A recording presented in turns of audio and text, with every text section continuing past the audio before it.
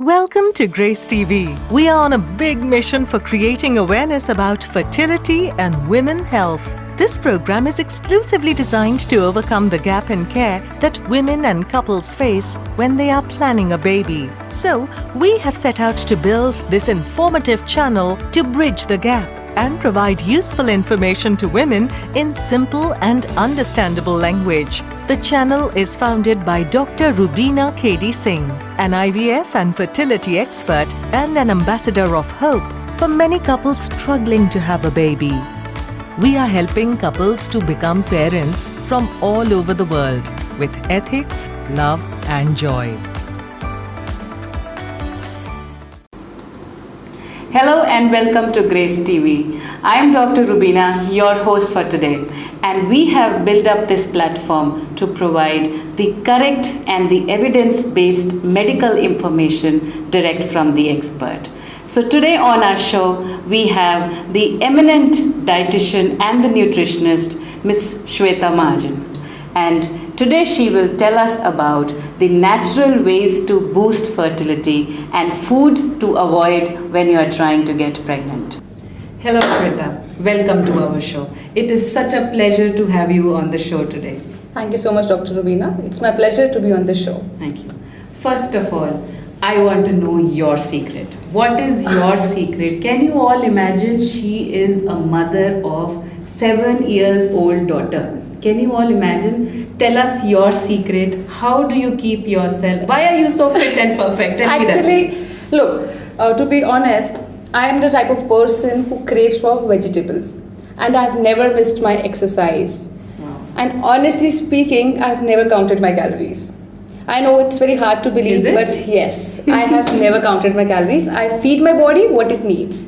I eat what I feel like eating, but in moderation again. So this is the only secret I can share with you. Wonderful, wonderful. Now I think we all should follow her secret and we all should have, and we all should eat in moderation. I think that is the key to her being so fit and so perfect. And it works, really.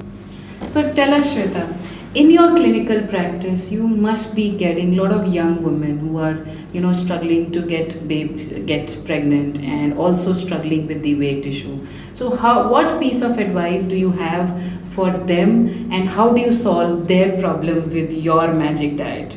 Yeah, actually there are a lot of women trying to get pregnant or struggling with their health.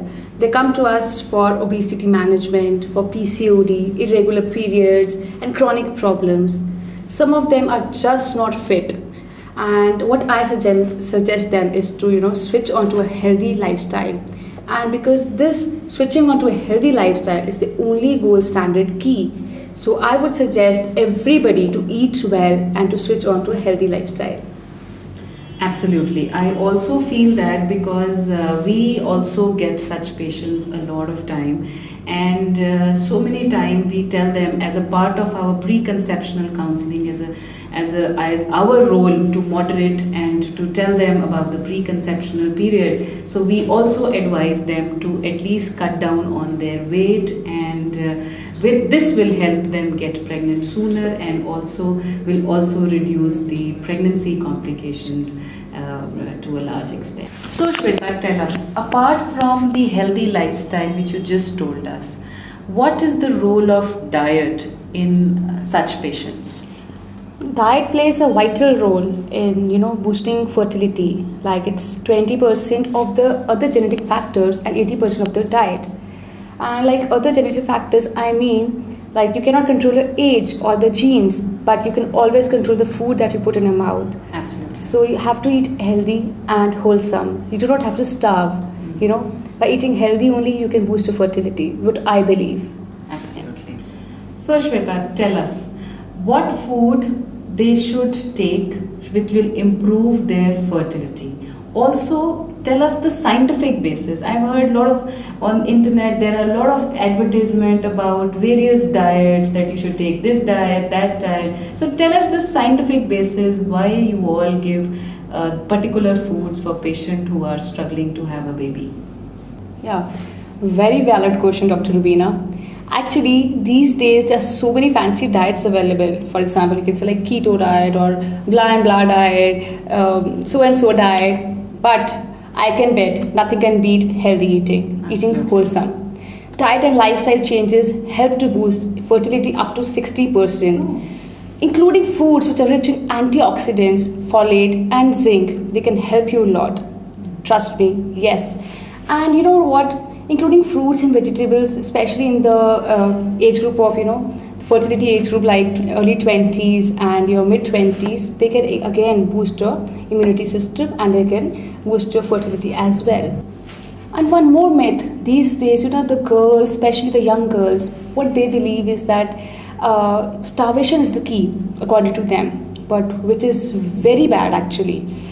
Eating wholesome is the only thing. I'm focusing on it again and again, especially your breakfast meal. You do not need to skip your breakfast because it is seen that women who tend to have a wholesome breakfast are more fertile than the ladies who skip their breakfast.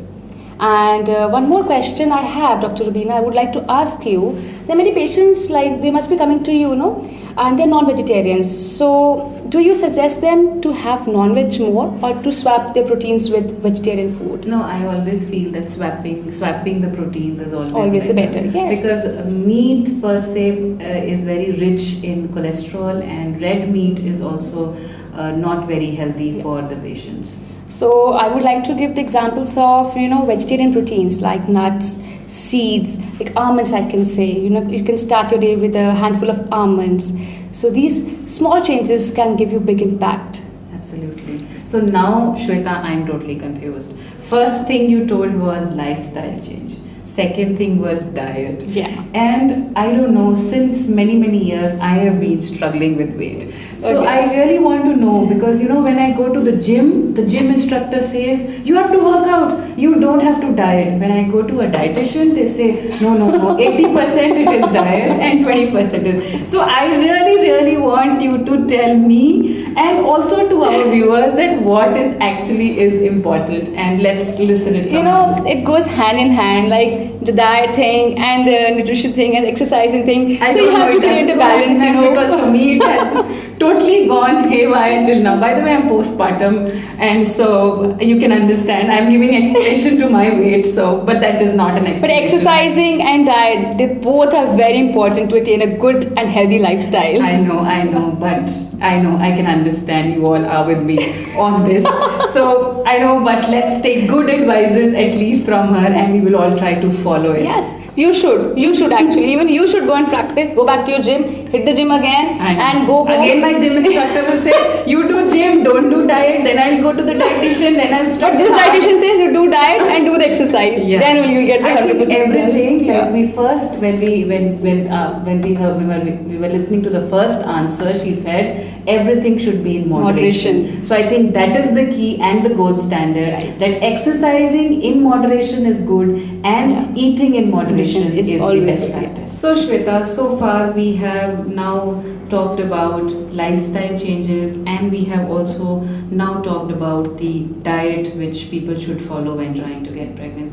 Now I want you to tell our viewers that what is the specific food which they should avoid when they are trying to get pregnant. Okay. There are certain foods that we need to avoid while when you are planning to have a baby. For example, like everybody knows, smoking and having too much of alcohol is always bad. But having too much of caffeine is equally bad as well. Absolutely, that's very important. At times, you feel like having a glass of cold coffee or even green tea for that matter, which has caffeine in it. You can read the label, you'll come to know. Green tea too has caffeine, some traces.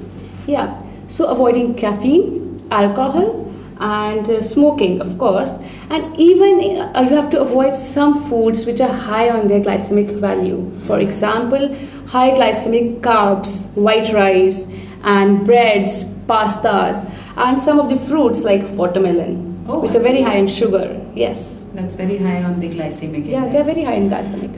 Yeah. So why we are telling that you should avoid food which is high in glycemic index is because it raises your blood sugar level. once the blood sugar rises, there is chances of fat deposition in the body. And this fat deposition, this fat tissue is hormonally active tissues. So a lot of time when we see the patients who are fat, so in that case there are other comorbid situations also in their body, like the fat tissues keep secreting hormones, and these hormones interfere with the normal hormones of the body. So what happens will be, there will be a very common picture of PCOS. Now PCOS is a condition which is one of the commonest risk factor for infertility. We all know that this is all related to the hormones, all related to the weight. So now we have great advices from Shweta today, and she is giving us tips how to be fit and what is the importance of being fit, and at the same time it will take less time for you to get pregnant. So we have now talked a lot about female infertility and what is the role of diet and lifestyle in females. But we now actually know that male infertility is also on a rising trend. So we want to know from you, Shweta, that what food men should take and what they should avoid. So tell us about that. So healthy sperm are important factor in male fertility as well. If you are trying to conceive, you can boost your immunity and improve the quality of your sperm by choosing the right foods. Like you can include zinc, like red meat, nuts and seeds in your diet. And also you can include some vitamin B in your diet, which you can get from the meat products. Dairy, for example, and poultry items, eggs, chicken, seafood it can be. Vitamin C like kiwi, oranges, cherries, and many vegetables like tomatoes, sprouts, cabbage, etc. etc. There's so many other items. So basically the whole idea is to eat healthy and wholesome. And you know what, like the male section of the society is generally revolving around gyms and those powders and so much of protein, and focusing on only protein intakes, and going on low carb diet, blah blah diet, and ting diet. So there's so many other things. So I would suggest this section of the male society to cut off synthetic powders. Absolutely. Because these powders won't give you, they won't give you life to your organs.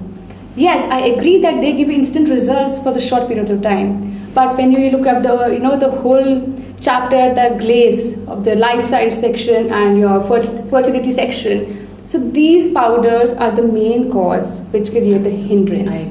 I can't agree more, because recently in our clinic we got a patient, and the patient came to me with the report showing abnormal semen analysis, and the moment I saw the report and then I looked at the couple was very young, and I said, why will this couple have such a problem where the counts were low, the motility was low, and you should notice the morphology. Morphology means the structure of the sperms in such patients are very bad, very abnormal. So these are yes. And that patient was a regular those powders which these gym people take, and also he was a marijuana abuser and a very heavy alcoholic.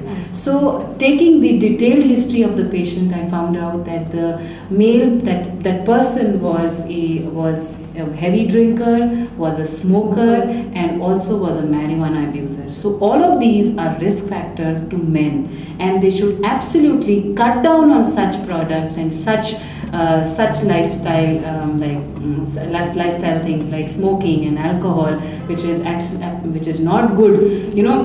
A lot of time a patient comes to us, and it's a myth. People think that they go to gym every day. How can they have a bad report of semen? Exactly. So, and counseling such patient is very difficult, because they feel so fit and they are so masculine, and they feel so masculine, and they feel that everything is euphoric around. Anything, they get it for granted. We said, no, we are having a healthy married life, and we gym and we exercise every day. We lift up so much, heavy weights and dumbbells. How can my sperm count be affected? So it's not right, all of these products are not good for you, not good for the health of your sperm, and also this will take you away from the parenthood, will not help you as a couple to get pregnant.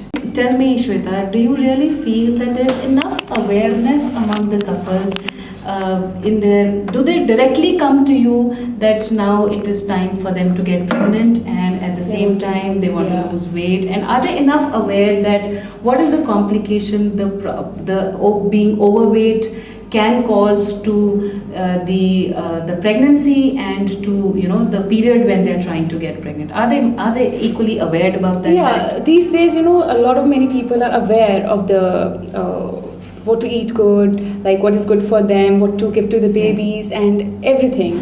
But where they lack is the moderation, the key. Like we can see there's so many problems every household is having. One is a diabetic patient, the other one may be having thyroid, the third one may be having PCOD. So it varies.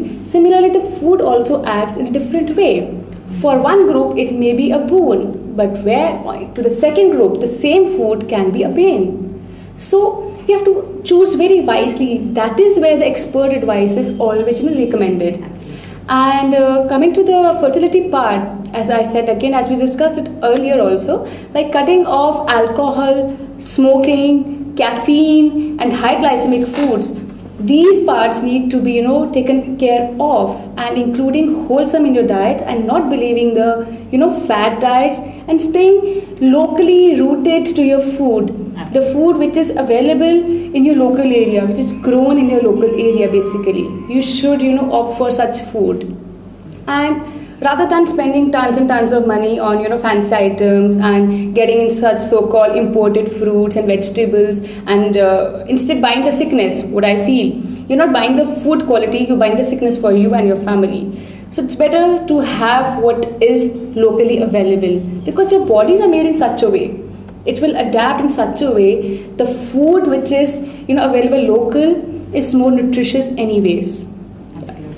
So it is important to be aware of what we are eating and what we are doing the whole day, but it is also equally important to be properly aware about the correct information and correct medical information from the correct source. How can they reach you and take your beautiful advices and a miraculous diet plans? So tell them how to reach you. Okay, so yeah, we are available online also, and we do give our diet charts through WhatsApp and through your emails.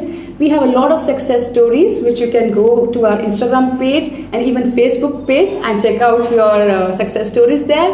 And yes, you can drop us the email at the link given below. So yeah. So don't forget to subscribe or to like Shweta's Instagram page. She will keep updating you with her diets and her diet tips. We give tips also for that. So thank you so much, Shweta, for coming to our show today and for giving us such an awesome information and such a useful information. So I'm going to follow whatever she has said today, and I hope you all will also follow us. And don't forget to subscribe to our channel Grace TV for more evidence-based information. Thank you so much. Thank you so much. Thank you, Dr. Reubina. Thank you.